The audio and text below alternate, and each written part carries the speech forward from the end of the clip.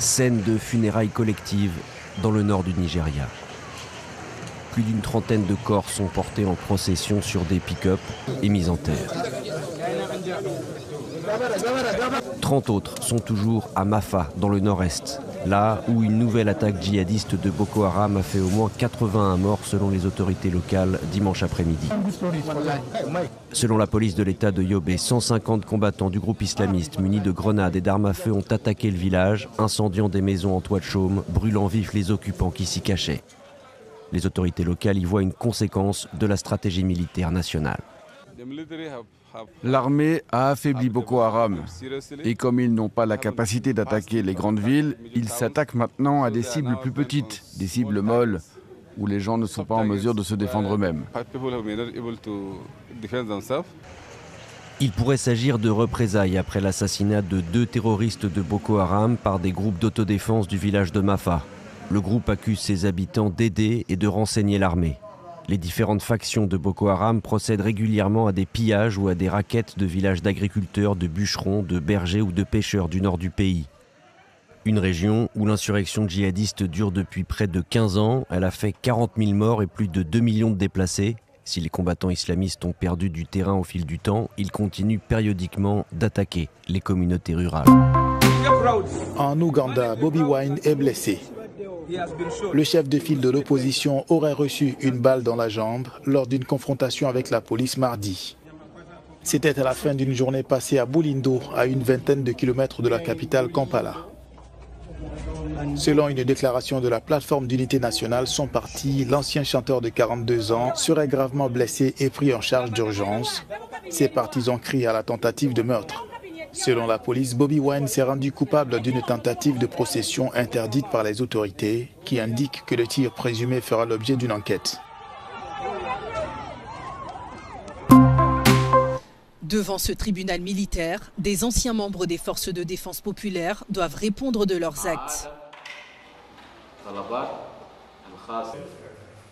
Les faits qui leur sont reprochés sont graves: violence, agressions sexuelles et meurtres commis dans l'exercice de leurs fonctions.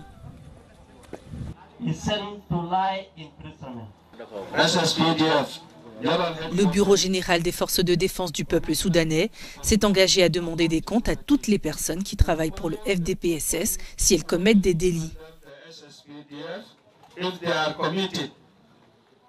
Nous sommes prêts à les traduire en justice, y compris pour les violences sexuelles commises par le personnel militaire à l'encontre des femmes, des filles et des mères durant la période de conflit. Et ce, afin de rendre justice à la population de Maridi.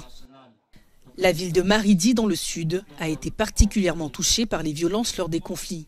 Aujourd'hui, la population réclame justice. Avec l'appui financier et matériel de la mission des Nations Unies au Soudan du Sud, la Cour martiale a pu étudier 12 affaires au cours d'un procès qui a duré une journée.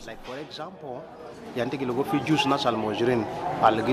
tant que personnes handicapées, nous sommes confrontés à de nombreux défis. Par exemple, une personne handicapée qui ne peut pas marcher peut être violée.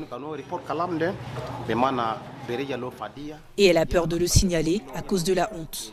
Elle peut même être tuée par le violeur, surtout s'il s'agit d'un soldat. Nous voulons sensibiliser les gens pour qu'ils se sentent en sécurité et surtout qu'ils sachent que le gouvernement est là pour les protéger. À l'issue du procès, le verdict tombe. 8 soldats ont été reconnus coupables et condamnés à des peines allant de 5 ans de prison à la perpétuité. D'autres ont été acquittés et libérés. Les personnes condamnées devront également verser des indemnités aux victimes. Le port de Kribi est le seul anneau profond au Cameroun et il a considérablement amélioré la vie des populations riveraines. Les travaux de la phase 1 du projet avaient été lancés en 2011 et 7 ans plus tard, le port est officiellement mis en service pour le bonheur des communautés locales. Il y a le développement autour du port, beaucoup d'entreprises qui sont installées autour dans la zone industrielle et qui ont aussi drainé un certain nombre de travailleurs et d'emplois qui vont avec. Et même sur le chantier, il y a beaucoup de jeunes, des deux sexes mélangés, hommes comme femmes. En 2019, le Deepwater Port de Kribi a officiellement entamé la construction de sa deuxième phase avec l'entreprise chinoise China Harbour Engineering Company. Je travaille pour l'entreprise tchèque depuis 2012. Parce qu'avant, j'ai beaucoup évolué Financièrement, j'ai acquis beaucoup de connaissances. Je tiens à remercier l'entreprise tchèque. Ils ont apporté un développement qu'il n'y avait pas avant. Je suis très à l'aise et satisfait de ma vie actuelle. Le Kribi Deepwater Port peut se targuer d'un débit annuel de 1,2 million de tonnes de marchandises en vrac. Et depuis 2013, la Chine a participé à la construction de près de 20 ports en Afrique. $4.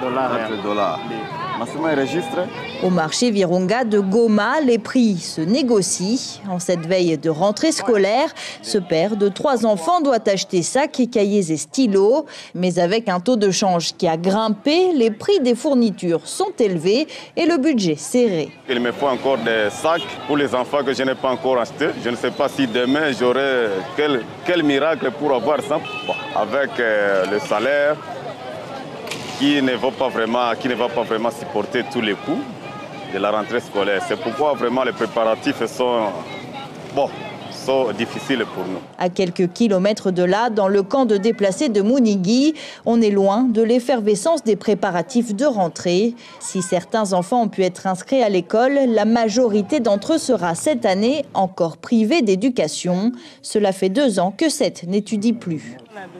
J'ai besoin d'étudier. Si je trouve quelqu'un qui peut prendre en charge ma scolarité, je peux étudier. En attendant, l'adolescent vend du crédit téléphonique pour gagner un peu d'argent. Dans ce camp, ces familles ne demandent qu'une chose, que la paix revienne dans leur village pour qu'elles puissent retrouver une vie normale. Certains de mes enfants sont devenus des rebelles car ils n'étudient pas. Maintenant, ce que nous demandons, c'est de nous aider à finir la guerre pour qu'on rentre chez nous, ou bien trouver de la place pour qu'ils étudient. Cela fait 3 ans que le M23 a repris les armes et conquis de vastes pans de territoire de la province du Nord Kivu. Pour la société civile, il faut ouvrir des écoles dans les camps pour que les enfants puissent continuer à apprendre. Nous invitons notamment le gouvernement à créer des écoles transitoires au sein desquelles les enfants déplacés peuvent être scolarisés sans pouvoir payer des frais scolaires. Parce qu'on sait notamment qu'ils n'ont pas d'école, qu'il n'y a pas suffisamment d'enseignants pour les encadrer et qu'ils n'ont pas d'argent pour pouvoir payer les frais de scolarité. Près de 3 millions de personnes ont fui les violences des affrontements dans la province du Nord Kivu. Toutes vivent dans des camps, dans des conditions inhumaines.